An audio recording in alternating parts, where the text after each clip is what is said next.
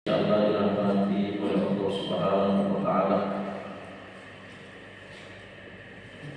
Alhamdulillah kita masih dipertemukan oleh Allah Subhanahu wa taala di subuh yang penuh dengan berkah ini. Insyaallah akan kita lanjutkan pengajian kita, yakni persoalan syariat fikih-fikih ibadah.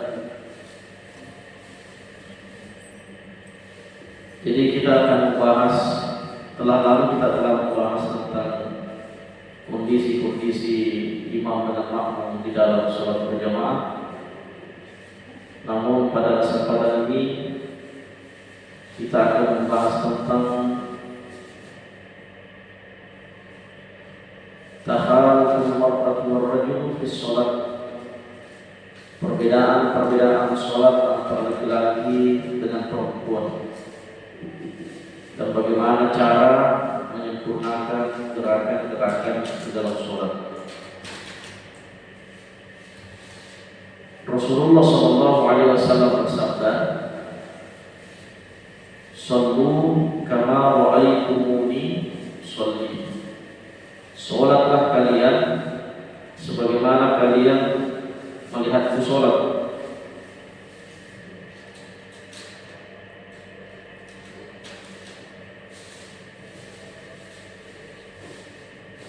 Sementara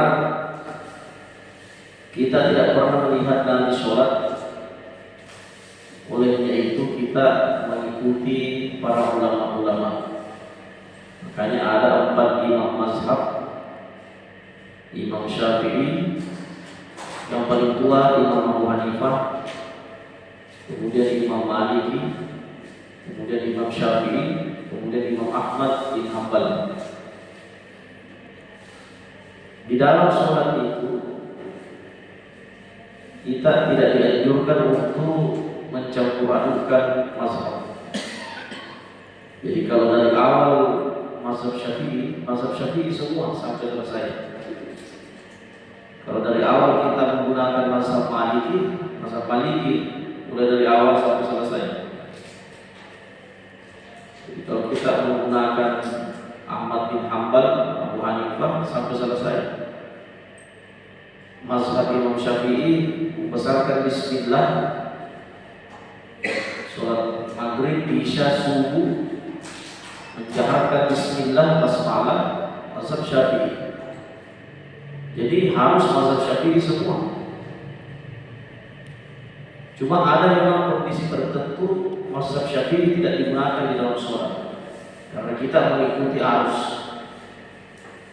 Jadi kalau saya sholat di masjidnya orang Muhammadiyah, maka saya tidak tunduk, karena saya menghargai orang-orang yang ada di masjid Muhammadiyah itu.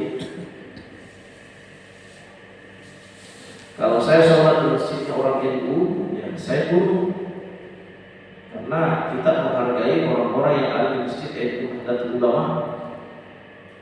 Itu makanya kita diajarkan dulu oleh ulama-ulama kita harus moderat, tidak boleh ada warna. Imam Abdurrahman As-Sudais waktu datang ke Indonesia, beliau memahami bahwa di Indonesia ini mayoritas mazhab Syafi'i. Ya, beliau menjaharkan basmalahnya waktu sholat Jumat di Masjid Istiqlal Jakarta. Kenapa waktu rakaat kedua beliau mensirkan basmalahnya? Itu memberikan pelajaran kepada kita bahwa ternyata basmalah itu boleh dijaharkan, boleh disirkan. Makanya rakaat keduanya itu pakai bismillah.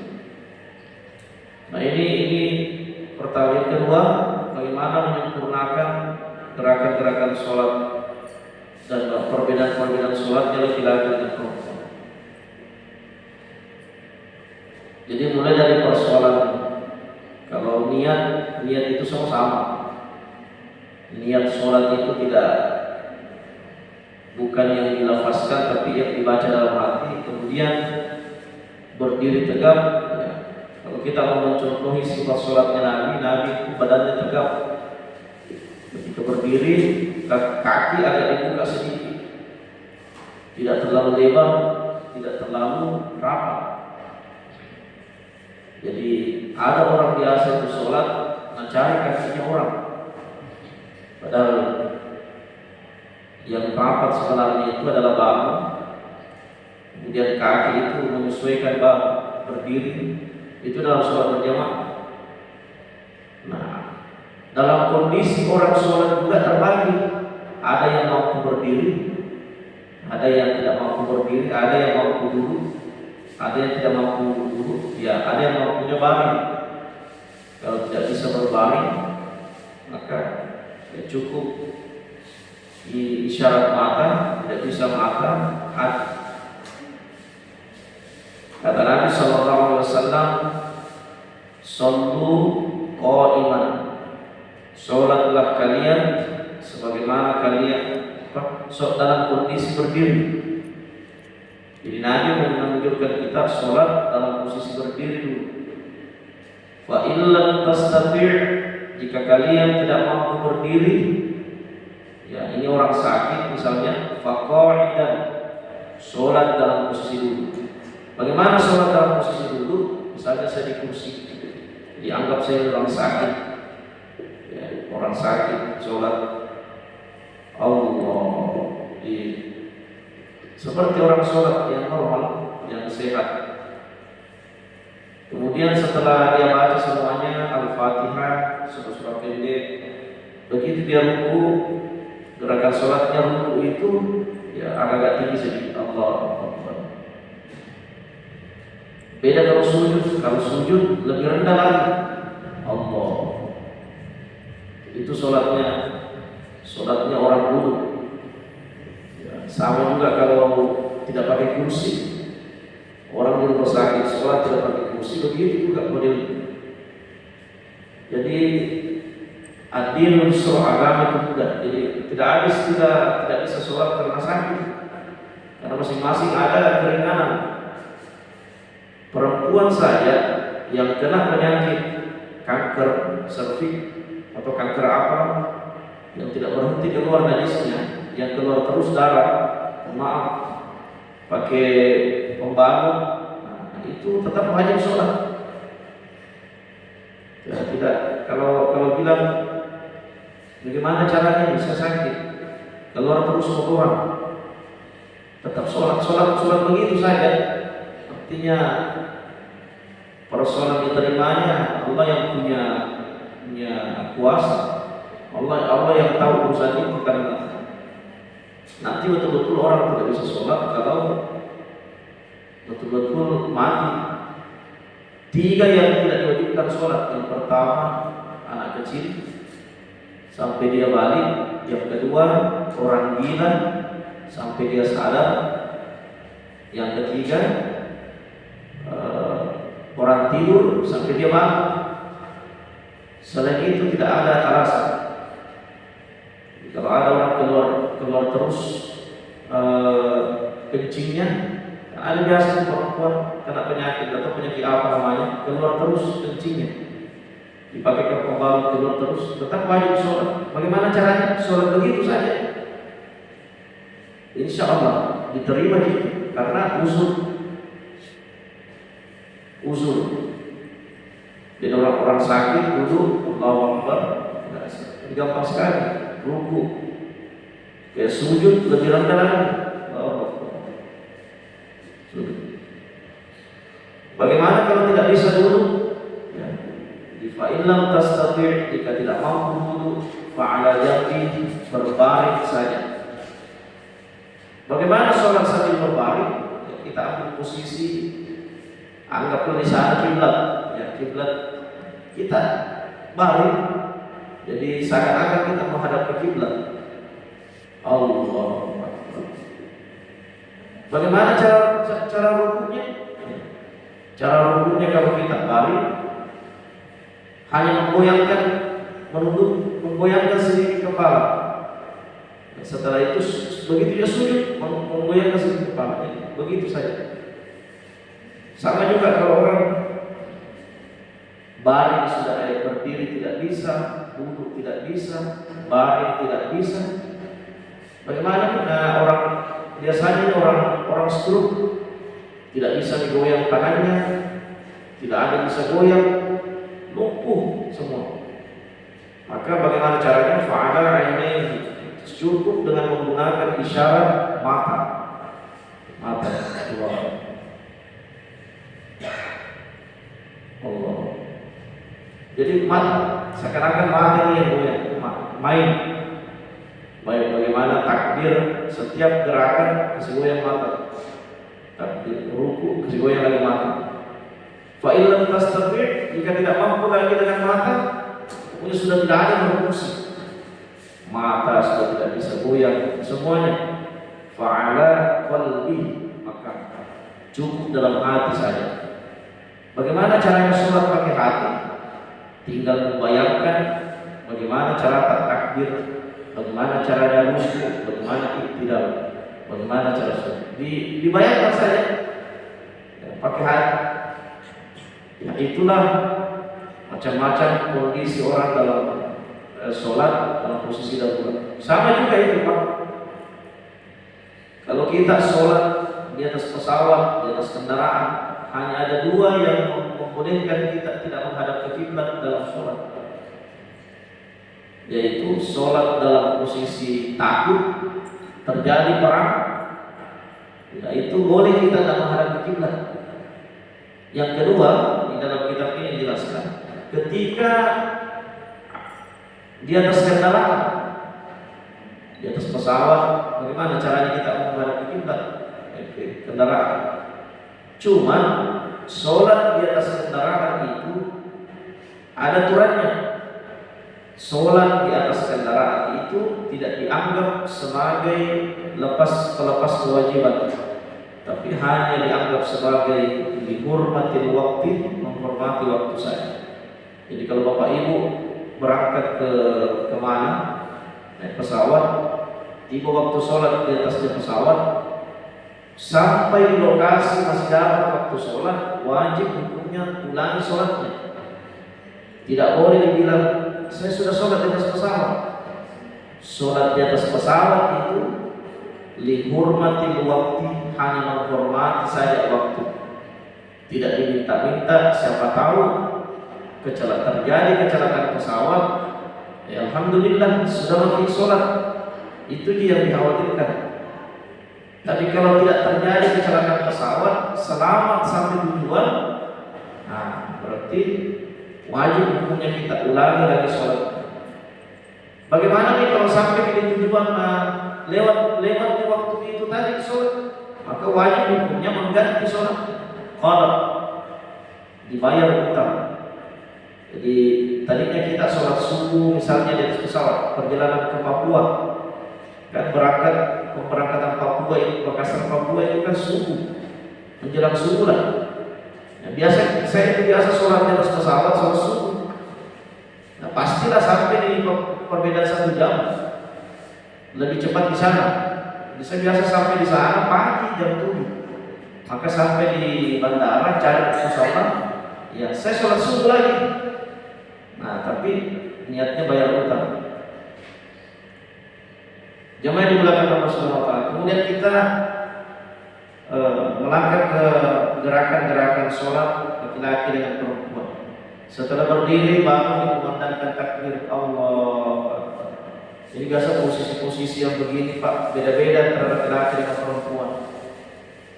Kalau perempuan itu cara angkat tangan, sebenarnya angkat tangan itu sunnah. Jadi sebenarnya biar kita sholat itu tidak mengangkat tangan juga tidak apa-apa.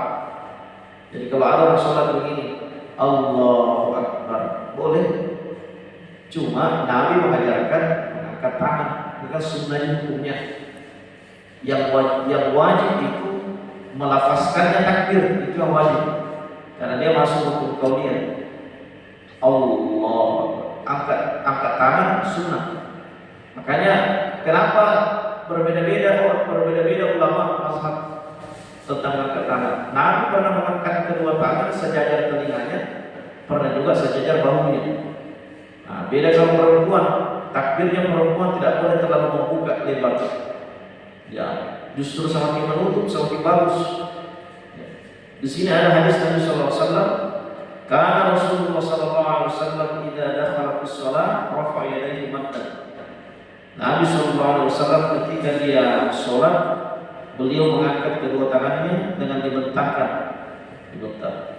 Kemudian masih ada hadis yang lain. Anna Rasulullah sallallahu alaihi wasallam kana yarfa' yadayhi hasbal mankibayhi ila shalah. Nabi itu ketika sholat dia mengangkat kedua tangannya sejajar dengan bahunya, hasbal mankibayhi. Masih ada juga hadis yang lain. Ra'aitu Rasulullah sallallahu alaihi wasallam idza rafa'a yadayhi idza kabbara wa idza rafa'a ra'sahu min ar-ruku' hatta balagha furu'. Nabi sallallahu alaihi wasallam itu ketika mengangkat kedua tangannya ketika takbiratul ihram, Allahu akbar. Begitu mau ruku, angkat lagi, Allahu akbar. I'tidal, angkat lagi, Allahu akbar. Kalau kita biasa beda-beda nih. Angkat tangan pada saat takbir saja, Allahu akbar. Begitu mau ruku, Allahu akbar. I'tidal, ada yang begini. Ya, ada juga orang i'tidal. Tapi ini tidak usah dipersoalkan. Sami Allahu liman hamidah. Biasa kita Sami Allahu liman hamidah. Tapi tidak usah dipersoalkan karena ada juga memang ulama mazhab. Ada Allah begitu mau ruku tidak dia angkat tangan. Kalau hadis ini menunjukkan bahwa Nabi kalau kita mengikuti caranya Nabi dia angkat tangan. Setelah itu kemudian mau ruku angkat tangan lagi. Allah. Setelah itu tidak angkat tangan lagi. Cuma kita beda-beda. Sallallahu alaihi wasallam. Sallallahu alaihi wasallam. Jadi terserah yang mana. Tapi kalau Nabi yang dilakukan Nabi angkat tangan ketika takbir, angkat tangan ketika mau ruku, angkat tangan ketika tidak. Jadi ada juga hadis Nabi karena Rasulullah SAW idza tahassalat apabila beliau membuka salatnya yarfa' yada dia mengangkat kedua tangannya qaribun minal udhunain sejajar dengan telinganya. Jadi Allah ini salatnya laki-laki. Kalau perempuan tidak boleh terlalu lebar. Sama ketika setelah takbir ruku ya harus meluruskan. Kecuali kalau yang sudah tua umurnya tidak boleh dipaksa. Karena kalau yang sudah sepuh umur 70, 80 kan biasa itu tak bisa sempurna belakang.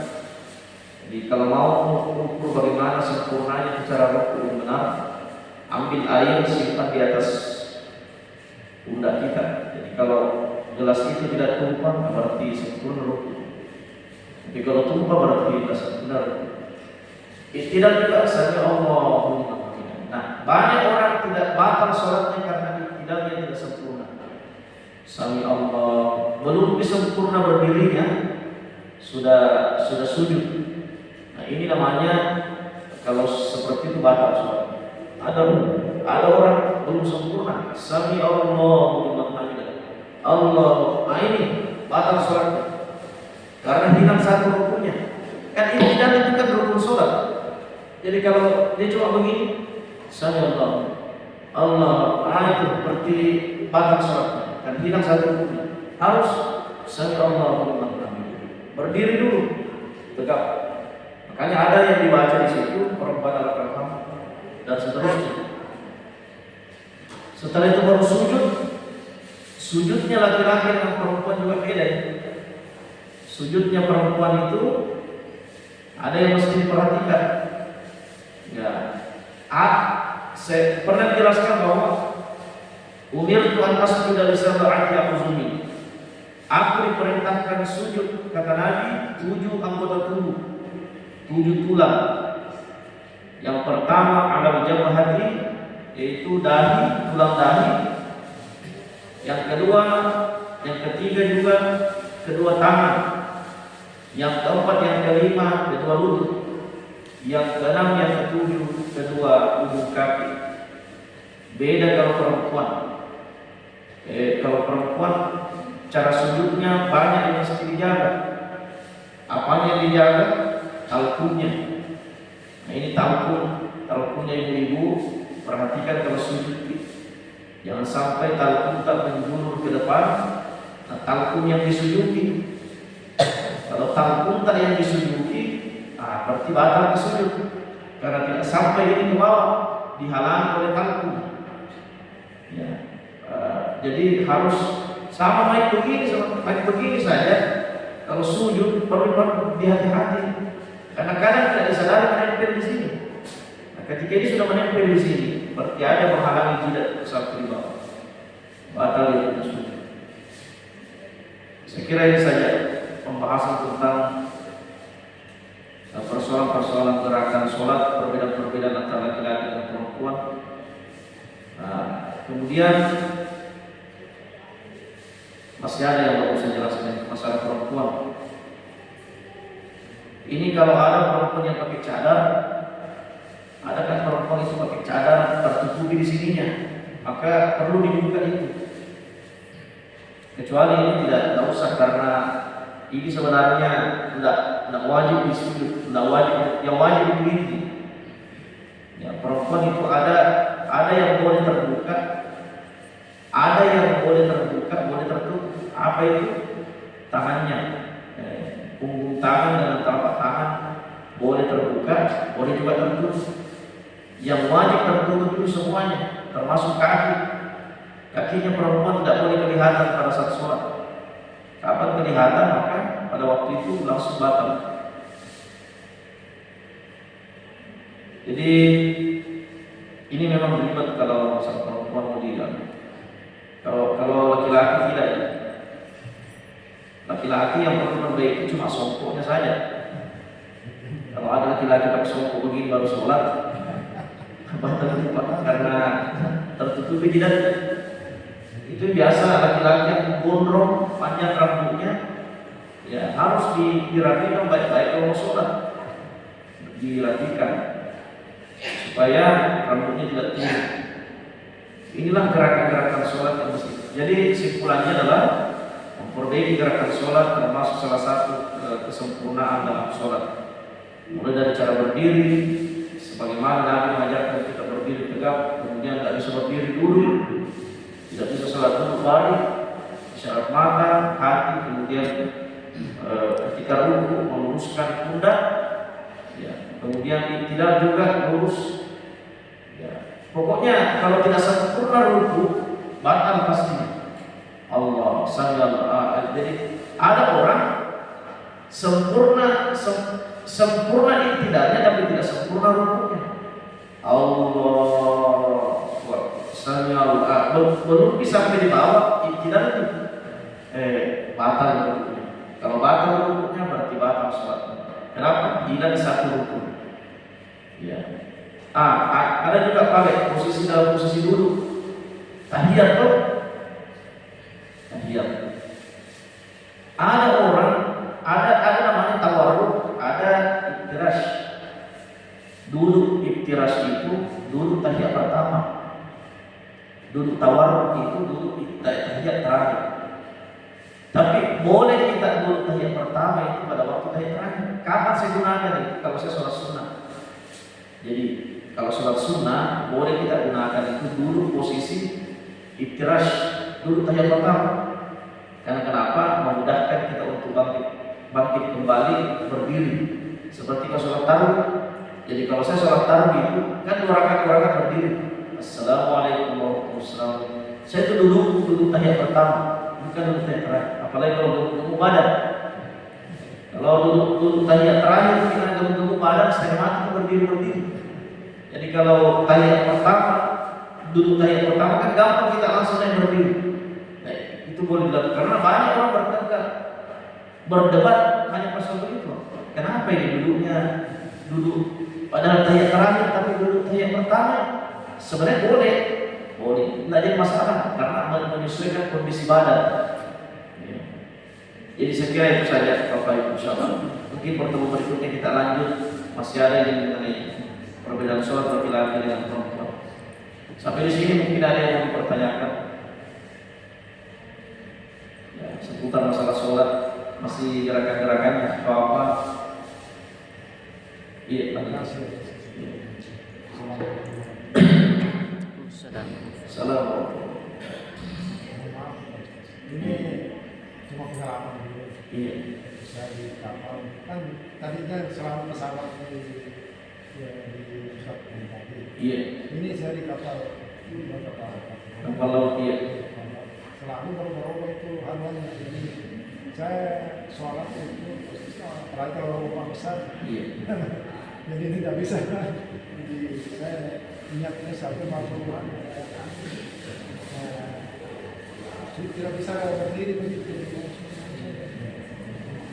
Tapi masih bisa dulu. Iya, karena cuma dulu saja bisa itu.